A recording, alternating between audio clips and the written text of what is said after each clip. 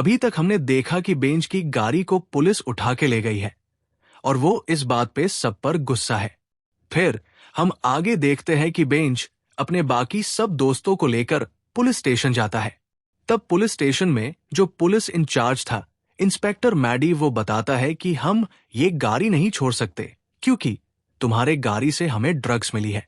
Maddie ने उन्हें बताया कि जो लड़का इस गाड़ी को रिपेयर कर रहा था वो इस गाड़ी में चरस भर के सप्लाई करते हुए पकड़ा गया है और पुलिस के पकड़ने पर उस लड़के ने उस इंस्पेक्टर को थप्पड़ मार के वहां से भाग गया। पुलिस बेंज की एक बात नहीं सुनती और उसे घर जाने को बोलती है। अगले दिन बेंज कुछ लोकल पॉलिटिशियंस को लेकर पुलिस स्टेशन आता है और वो पॉलिटिशियन उस इंस्पेक्टर को समझाता है कि इसकी गाड़ी छोड़ दो चाहे तो कुछ खर्चा पानी ले लो, पर वो इंस्पेक्टर साफ मना कर देता है और कहता है जब तक वो लड़का नहीं मिल जाता मैं कुछ नहीं कर सकता। फिर हम देखते हैं पुलिस स्टेशन से बाहर आकर बेंज अपनी गाड़ी को धोने लगता है। ये देख के वो इंस्पेक्टर बहुत गुस्सा हो जाता है और बेंज और उसके साथियों को स्टेशन से बाहर भेज देता है। आखिर क्यों वो इंस्पेक्टर बेंज के गाड़ी धोने पर भी इतना गुस्सा हो गया? फिर हम देखते हैं बेंज सारी रात सो नहीं पता। उसे उसकी गाड़ी का टेंशन हो रहा होता है। वो सोचता है कि एक बार पुलिस स्टेशन से हो आता हूं। फिर हम आगे देखते हैं बेंज पुलिस स्टेशन के लिए निकल पड़ता है और वहां पहुंच के उसकी मुलाकात सीनियर इंस्पेक्टर जॉर्ज से होता है। वो जॉर्ज को अपनी पूरी कहानी बताता है। फिर हम देखते हैं जॉर्ज स्टेशन के दूसरे हवलदार को केस दर्ज करने से मना करता है और बेंज को उसकी गाड़ी ले जाने को कहता है।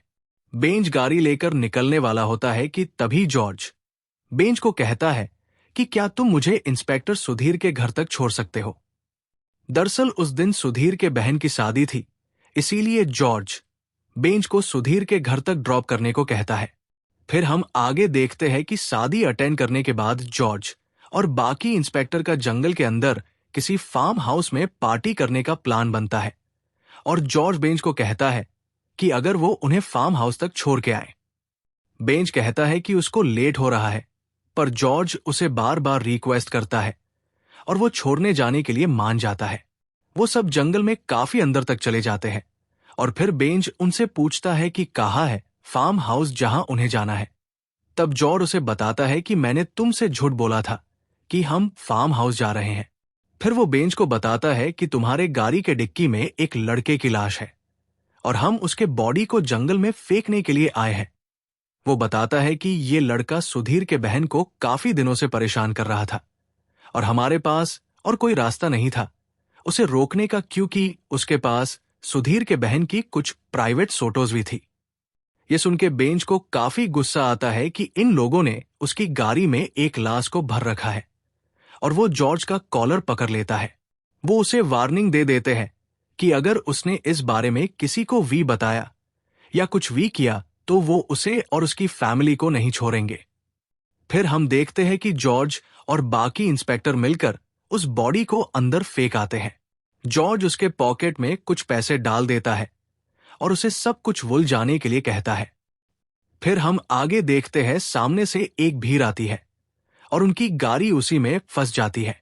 उस भीड़ में काफी टाइम तक रुके रहने के वजह से बेंज की आंख लग जाती है। अगले दिन बेंज नींद से उठता है तो खुद को अपने घर के सामने पाता है। उस रात वो उस गाड़ी में ही सो गया था। उसके दिमाग से पिछले रात की यादें नहीं हट रही और वो काफी परेशान लग रहता है। उसके अंदर आते ही उसका कुत्ता डिक्की की और देख के काफी जोर जोर से भौंकने लगता है। फिर हम देखते हैं बेंज धीरे धीरे अपने डिक्की की ओर जाता है और धीरे से उसे खोलता है। डिक्की के अंदर उसे थोड़ा बहुत खून दिखता है और एक वॉलेट मिलता है। वो उसे खोलने वाला होता है कि तभी उसकी बीवी ललिता आ जाती है और बेंज डर के मारे उस वॉलेट को बगीचे में फेंक देता है। वो बेंज से पूछती है कि तुम इतना घबराए हुए क्यों हो? बेंज बताता है कि उसके सिर में थोड़ा दर्द है और वो ललिता को उसे कुछ देर अकेला छोड़ने को बोलता है। फिर हम आगे देखते हैं कि बेंज नहाते हुए उसी बारे में सोचता रहता है। असल में बेंज के मन में बार बार ये ख्याल आ रहा होता है कि जो बॉडी उसके गाड़ी में थी वो उसके बेटे से काफी मिलती है और वो बार बार खुद को ये दिलासा देता है कि ऐसा नहीं हो सकता। अगले दिन वो अपने बेटे के कॉलेज आता है। वहां उसके बेटे के दोस्त पता चलता है कि उसका बेटा पवी 2 दिन पहले ही किसी ट्रिप के लिए जा चुका है। ये सुन के बेंज घबरा उठा और वो वहां से सीधा पुलिस स्टेशन गया और वहां जाके जॉर्ज सर को बताया कि मेरा बेटा कुछ दिनों से गायब है और वो रिक्वेस्ट करता है उनसे पवी को ढूंढने के लिए।